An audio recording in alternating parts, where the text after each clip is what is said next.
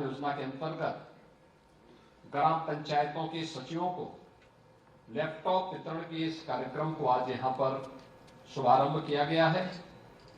मैं सबसे पहले उत्तर प्रदेश के सभी नागरिकों को, जो प्रदेश में निवास कर रहे हैं, ग्रामीण क्षेत्र में निवास कर रहे हैं, उनको और जो प्रदेश के बाहर भी हैं उन सबको मातृभूमि योजना लागू होने के लिए हृदय से बधाई देता हूं। उन सब की प्रति शुभकामनाएं देता हूं।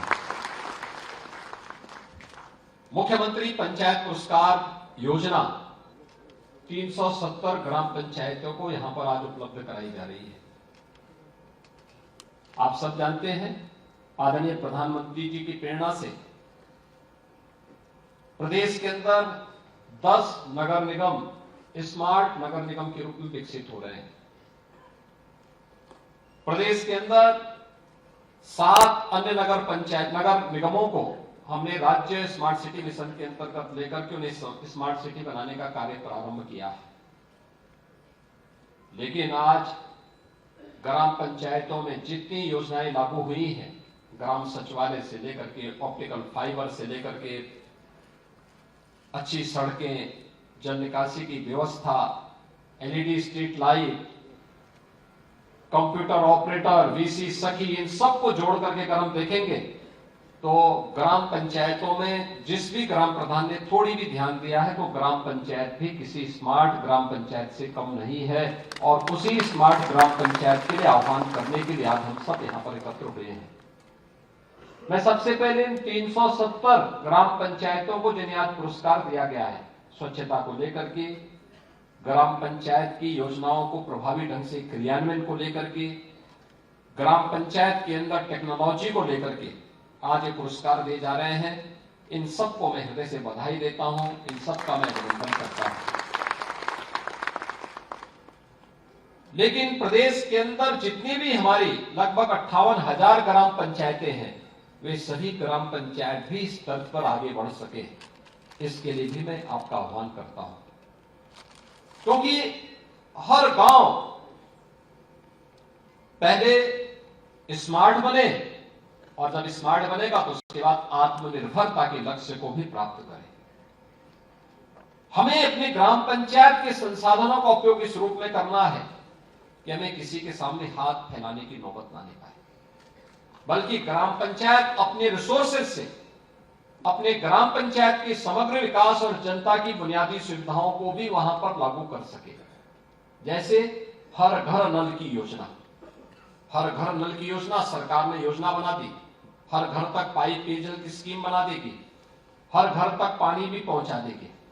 लेकिन इस सस्टेनेबल हो, लंबे समय तक इसकी आवश्यकता और यह सुविधा वहां प्राप्त होती रहे, यह ग्राम पंचायत की जिम्मेदारी बनती है कि उसको सस्टेनेबल बनाने के लिए हम प्रयास करें। और उसके लिए एक यूजर चार्ज हर ग्राम पंचायत से हर परिवार से लेकर के, और फिर 2 प्रकार का कार्य, एक वह पैसा जो योजना को संचालित कर रहा है उसको देना, प्लम्बर को गांव में तैनात करवाना, कहीं पाइप लीक हो गया उसको तैयार करना, क्योंकि एक एक बूंद पानी बहुत महत्वपूर्ण होता है। जल संरक्षण के प्रति जागरूक होना, जहां टूटी लगी वो पानी बहुत बार होता है ना, पाइप टूटी खुली रह जाती है, पानी गिर रहा है, कोई पूछने वाला नहीं, ये राष्ट्रीय क्षति है। उत्तर प्रदेश इस मामले में बहुत सौभाग्यशाली है कि प्रचुर मात्रा में जल संसाधन हमारे पास है। लेकिन प्रचुर मात्रा में जल संसाधन का मतलब ये नहीं होता है कि हम उसका दुरुपयोग करें, बल्कि उसका संरक्षण करें, क्योंकि शुद्ध पेयजल आधे से अधिक बीमारी का उपचार कर सकती है। जो लोग शुद्ध पेयजल का सेवन करते हैं, या ये हर घर नल की योजना तमाम जल जनित बीमारियों से लोगों को बचाने का एक सशक्त माध्यम भी है। और इसलिए भाइयों बहनों, हमारा दायित्व बनता है कि हम इन सभी गांवों के लोगों को सुविधा भी दें, लेकिन साथ साथ अपने गांव को आत्मनिर्भर बनाने की दिशा में भी प्रयास करें। मुझे प्रसन्नता है कि ग्राम पंचायतों में ग्राम सचिवालय ने जहां एक्टिव रूप से कार्य करना प्रारंभ किया है और वहां पर कंप्यूटर ऑपरेटर रख करके सर्टिफिकेट देने के कार्यक्रम प्रारंभ हुए हैं, आप आश्चर्य करेंगे कि उससे ग्राम पंचायतों की इनकम भी बढ़ी है, काफी बड़ी इनकम बढ़ी है। और बहुत सारे लोगों ने उस पैसे का उपयोग गांव के विकास के लिए, कंप्यूटर ऑपरेटर के मानदेय देने के लिए अन्य कार्यक्रमों के साथ किया है। और हम भी अपने ग्राम पंचायत के अंदर इस प्रकार के कार्यक्रमों को आगे बढ़ा सकते हैं, बहुत बेहतरीन तरीके से इसको कर सकते हैं। उत्तर प्रदेश के पास एक अवसर है इस कार्यक्रम को आगे बढ़ाने के लिए। आपने देखा होगा, अभी हम लोग जब यहां पे मातृभूमि योजना लॉन्च कर रहे थे और मैं यहां पर दो सज्जनों से, श्री संजीव राजोरा और श्री विवेक चौधरी, जो यूएस कैलिफोर्निया में निवास करते हैं, लोगों से संवाद बना रहा था। अपनी मातृभूमि के प्रति प्रत्येक के मन में सम्मान का भाव है, श्रद्धा का भाव है। और मुझे लगता है कि हम तो मनुष्य हैं। आप देखिए, किसी पशु को भी अगर आप बेच देते हैं, बाहर कर देते तो दौड़ करके फिर वहीं वापस आ जाता है, वापस आ जाता है। तो फिर मनुष्य तो ईश्वर की सर्वश्रेष्ठ कीर्ति है। वो अपनी मातृभूमि के प्रति उसके मन में लगाव क्यों नहीं होगा?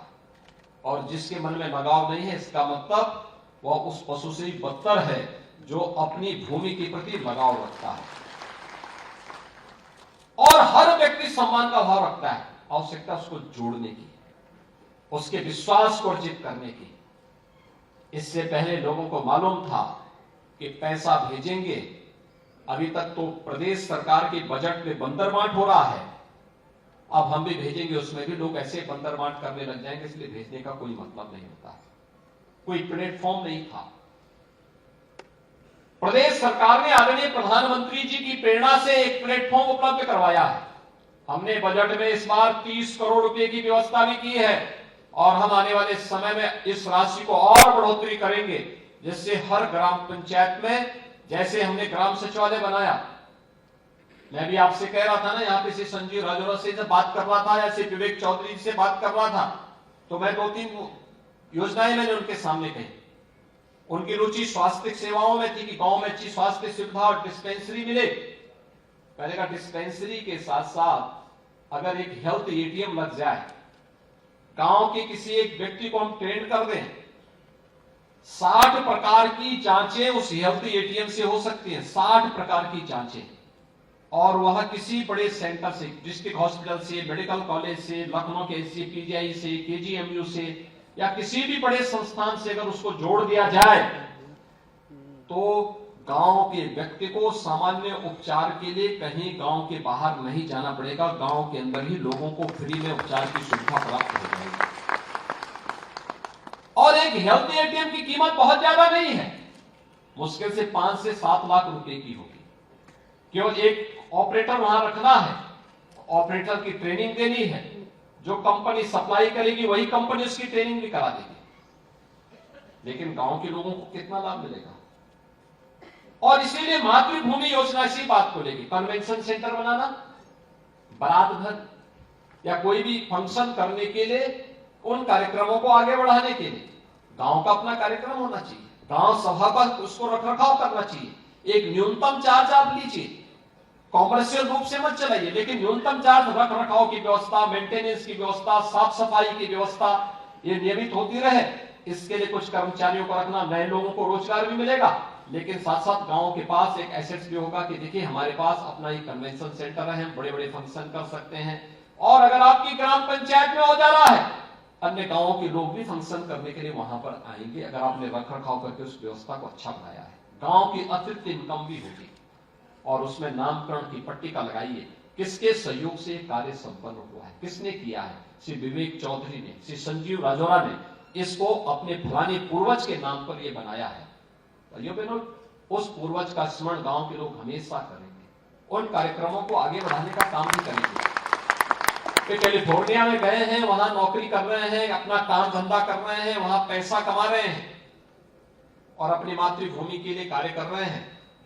तो ये वही दायित्व है जो हमारे वेदों ने हमें प्रेरणा दी है कि माता भूमि पुत्रोहम पृथिव्या, यानी धरती हमारी माता है, हम सब इसके पुत्र हैं।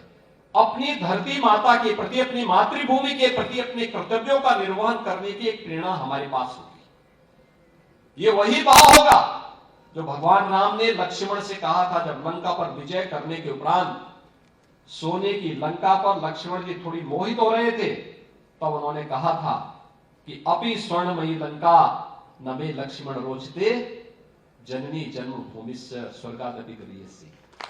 यानी मां और जन्मभूमि इन दोनों स्वर्ग से बढ़कर के होती है, इनकी कोई तुलना नहीं हो सकती, अतुलनीय है। और उस अतुलनीय योगदान के लिए अगर किसी को सौभाग्य प्राप्त हो रहा है, मैं यहाँ पे चीफ सेक्रेटरी महोदय हैं, मैं उनसे कहूंगा कि योजना अभी हम ग्राम सभा में लागू कर रहे हैं, इसको शहरी क्षेत्र में भी लागू करने की हमें तैयारी कर लेनी चाहिए। हर शहर में भी लागू, शहर में भी कन्वेंशन सेंटर बनने चाहिए। गांव में तो लोग फिर भी जहां तहां कर लेंगे कार्यक्रम, शहर में तो लोग सड़क घेर के बनाते हैं, सड़क में क्यों करेंगे कार्यक्रम? उनके लिए भी व्यवस्था मिलनी चाहिए, उनको सुविधा मिलनी चाहिए। और पूरे प्रदेश में मातृभूमि योजना को लागू करने की तैयारी होनी चाहिए और उत्तर प्रदेश के लोगों को उनकी जड़ों से जोड़ने की तैयारी हो। देश और दुनिया में कहीं भी रहते हैं, उनको उनकी जड़ों से जोड़ने की तैयारी होनी चाहिए। प्रदेश सरकार ने प्रारंभ किया है और प्रदेश की सभी 58,000 ग्राम पंचायतों की जिम्मेदारी बनती है कि वे अपने लोगों को वहां से जोड़ें। मुझे याद है अभी कुछ दिन पहले शाहजहांपुर के एक बड़े उद्यमी मुझे मिले, अमेरिका में रहते हैं। तो मैंने कहा भी आप शाहजहांपुर के रहने वाले हैं तो क्या खन्ना जी को जानते हैं? कहां साहब, वो हमारे बॉस हैं। अरे हमने कहा बॉस है तो फिर उत्तर प्रदेश में क्यों निवेश नहीं करते? कहा खन्ना जी को भेज दीजिए एक बार कैलिफोर्निया, अमेरिका भेजिए, हम उनके साथ मिलकर कार्यक्रम करेंगे। और आप आश्चर्य करेंगे, जब ये लोग कैलिफोर्निया गए थे तो लगभग 5 लाख करोड़ रुपए की निवेश के प्रस्ताव उत्तर प्रदेश को वहां से प्राप्त हुए। कमी उनकी नहीं है, कमी हमारी है, हम उनको जोड़ नहीं पाते हैं। और अगर हमने उनको जोड़ने का प्रयास किया होता तो शादी ब्याह में लोगों को मुंह छुपा करके भागने की नौबत नहीं आती। बरसात आती है, लोग भागते हैं, कोई कहीं भाग रहा है, कोई कहीं भाग रहा है, इस प्रकार की नौबत नहीं आएगी। हर कार्य के लिए सरकार पर निर्भरता की बजाय हमें अपने लोगों को, 2 प्रकार के कार्य होंगे। एक तो व्यक्ति अपने रूट से जुड़ेगा, अपने गांव के साथ जुड़ेगा, और जो व्यक्ति जुड़ रहा है, जिसको आपने जोड़ करके थोड़ा सम्मान दिया है, आज वो जोड़ करके अपने यहां काम कर रहा है, कल वह व्यक्ति गांव में गरीब कन्याओं की शादी में भी योगदान दे सकता है। किसी छात्र को, गरीब छात्र है, उसको आगे बढ़ाने के लिए स्कॉलरशिप भी दे सकता है। किसी व्यक्ति को किसी अन्य कार्य में योगदान भी दे सकते हैं। यद्यपि शासन की योजनाएं हैं इन सभी के लिए, शासन की योजनाओं से लोग लाभान्वित हो रहे हैं, लेकिन ये कार्यक्रम हम तेजी के साथ आगे बढ़ाने का कार्य कर सकते हैं। और भाइयों बहनों, इस अभियान को सफलतापूर्वक आगे बढ़ाने की आवश्यकता है। हर ग्राम पंचायत इसके लिए तैयारी करे, पंचायती राज विभाग अपने पोर्टल का बेहतर उपयोग करे और एक ऐसा मैकेनिज्म तैयार करे जिससे पारदर्शी तरीके से एक एक पाई का हिसाब जिस व्यक्ति के द्वारा यहां पर योजना में योगदान दिया जा रहा है उसको उपलब्ध करवा सके। 60% पैसा वह देगा, 40% राज्य सरकार देगी। जमीन राज्य सरकार उपलब्ध करवाएगी और वहां पर कार्य होना चाहिए। अच्छा होगा जहां ग्राम सचिवालय है उस ग्राम सचिवालय में इसको करें, या खेल का मैदान बन रहा है, खेल का मैदान इस तरीके से करो, उसको मिनी स्टेडियम के रूप में बनाने में योगदान दे सकते हैं लोग। वहां पे एक कोने में महिलाओं के लिए, एक कोने में पुरुषों के लिए ओपन जिम का निर्माण हो सकता है। कितना अच्छा होगा।